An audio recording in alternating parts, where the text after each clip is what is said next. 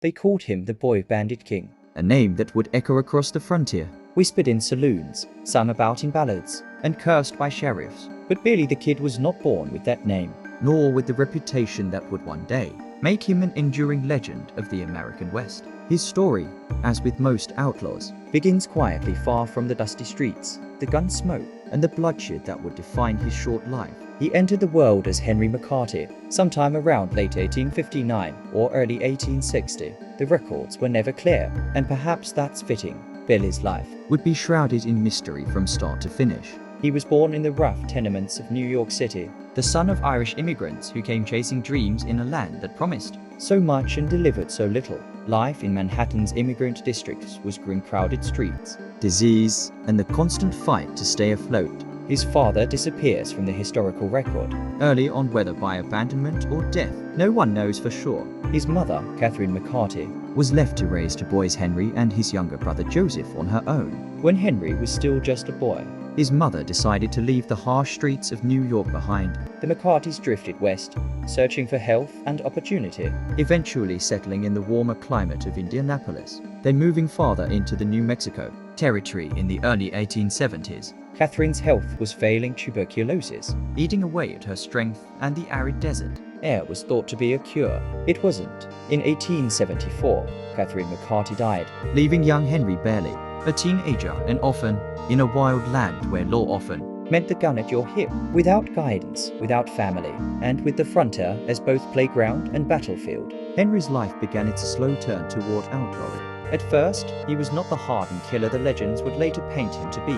In fact, many who knew him as a youth described him as polite, with a quick smile and a fondness for singing. He was small in stature, barely over 5'7", with a lean frame that gave him a boyish appearance well into adulthood. But in the frontier, looks were deceiving. The first step toward infamy came in 1875. When Henry, then about 15, was arrested for stealing laundry. It was a petty crime. But he managed something that would become his trademark: escape. He slipped up a chimney in the jailhouse and vanished into the streets, disappearing into the rugged lands of the Southwest. From then on, there would be no return to an honest life. He took to riding with drifters and rustlers, learning the trade of the outlaw, horse theft. Cattle wrestling, and the quick draw of the six-shooter. He drifted between Arizona and New Mexico, adopting aliases as easily as a man might change shirts. One of those names, William H. Bonney, would stick. And it was under that name that Billy the Kid would be born.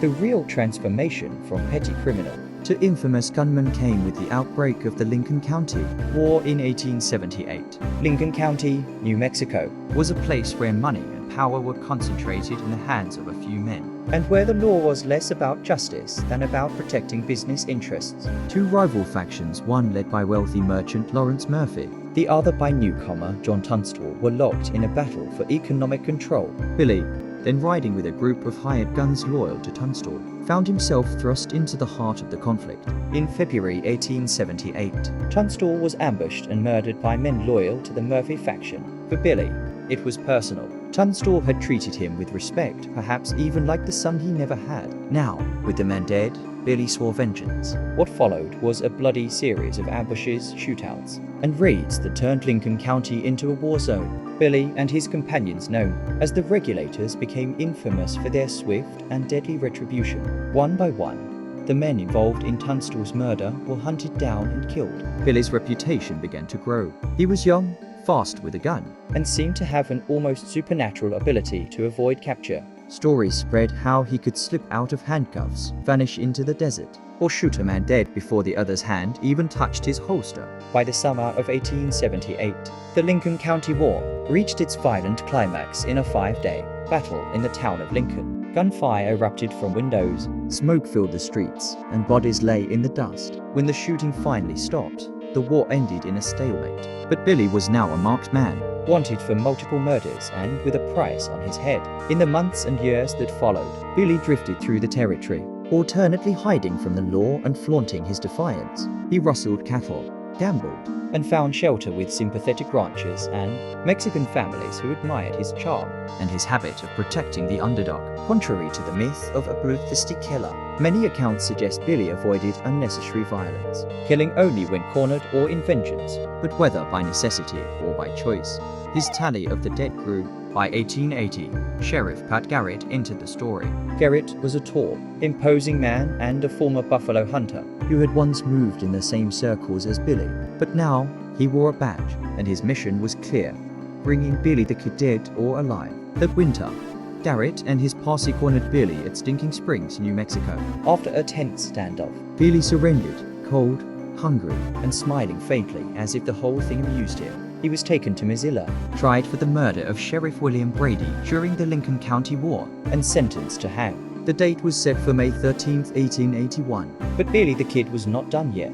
On April 28, 1881, in what would become his most famous escape, Billy killed two deputies, James Bell and Bob. Ollinger inside the Lincoln County Courthouse. Legend says he shot Ollinger with the very shotgun Ollinger had used to guard him. Then, Whistling, Billy walked outside. mounted a horse and rode away into history. For 2 months, he vanished. Rumors placed him everywhere from Mexico to the mountains of Colorado. But in July 1881, Garrett tracked him to the home of Pete Maxwell in Fort Sumner, New Mexico. Just after midnight on July 14th, Garrett entered Maxwell's darkened bedroom, and there, in the shadows, a voice asked in Spanish, "Quiet, yes. Who is it?" The shot rang out. Billy the Kid fell dead, 21 years old. Or so they said. The legend was just beginning. Some claimed Garrett had killed the wrong man.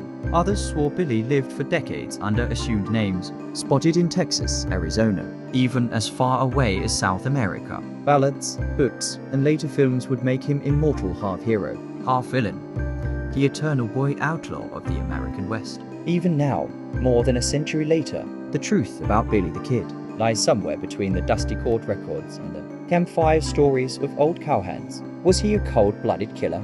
or a young man shaped by a violent land, fighting for survival in a world that offered no mercy. One thing is certain, the boy they called Billy left behind a trail of gun smoke, Blood and legend. and in the endless twilight of the Old West, his shadow still rides. Thank you for watching Crimes Through Time. If you found this story gripping, hit the like button and subscribe for more dark legends of history. And tell us in the comments, was Billy the Kid a ruthless killer? Or a misunderstood young man in a lawless land? We'll see you in the next episode. Until then, stay curious, stay safe.